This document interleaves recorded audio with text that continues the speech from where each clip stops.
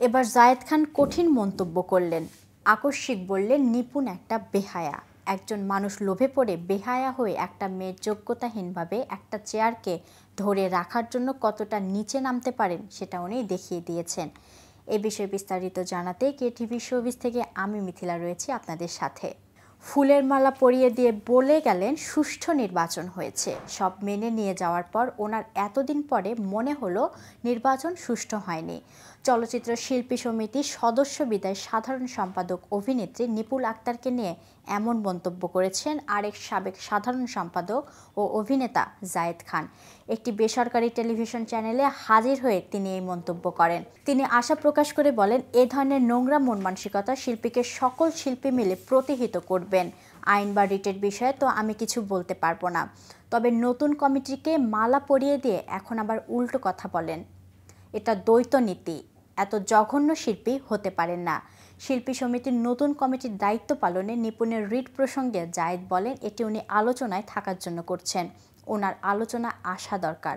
পাশাপাশি কিছু লোককেও নিজের মতো করে বুঝিয়েছেন। ওনার কারণে সব শিল্পীরা নিচে নেমে যাচ্ছেন। উল্লেখ্য, বুধবার সকালে বাংলাদেশ চলচ্চিত্র শিল্পী সমিতির সদ্য সমাপ্ত নির্বাচনের ফলাফল বাতিল চেয়ে হাইকোর্ট রিট দায়ের করা হয়েছে। নির্বাচনে পরাজিত হয়ে সাধারণ সম্পাদক প্রার্থী নাসরিন আক্তার নিপুণ রিটটি করেন। রিটে মিশা দ্বীপজলের নেতৃত্বাধীন কমিটির দায়িত্ব পালনের নিষেধাজ্ঞাও চাওয়া হয়েছে।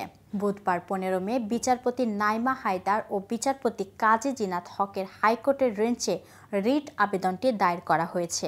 জানা গেছে, নির্বাচনে অনিয়ম ও কারচুপির অভিযোগ এনে এই ঘটনা তদন্তের কমিটি গঠনের নির্দেশনা চাওয়া হয়েছে রিটে। পাশাপাশি নতুন করে নির্বাচনের তফসিল ঘোষণার নির্দেশনা চাওয়া হয়েছে। গত 19 এপ্রিল অনুষ্ঠিত হয় বাংলাদেশ চলচ্চিত্র শিল্পী সমিতি 2024 থেকে 2026 মেয়াদের নির্বাচন। এতে সভাপতি পদে মিশা 265 ভোট পেয়ে বিজয়ী হয়েছেন। তার প্রতিদ্বন্দ্বী মাহমুদ কলি 170 ভোট পেয়ে পরাজিত হয়েছেন। অন্যদিকে সাধারণ সম্পাদক পদে দ্বীপজল পেয়েছেন 225 ভোট। 16 ভোট কম পেয়ে হেরে যান তার প্রতিদ্বন্দ্বী নিপুণ। তিনি পেয়েছেন 209 ভোট। তো ভিউয়ার্স, এই সম্পর্কে আপনার কোনো মতামত থাকলে জানাতে পারেন কমেন্ট বক্সে। আর ভিডিওটি ভালো লাগলে লাইক শেয়ার করতে ভুলবেন না। আজ এ পর্যন্ত। এতক্ষণ সাথে থাকার জন্য ধন্যবাদ। নিত্য নতুন বিনোদনের আপডেট পেতে কেটিভি শোবিজের সাথেই থাকুন।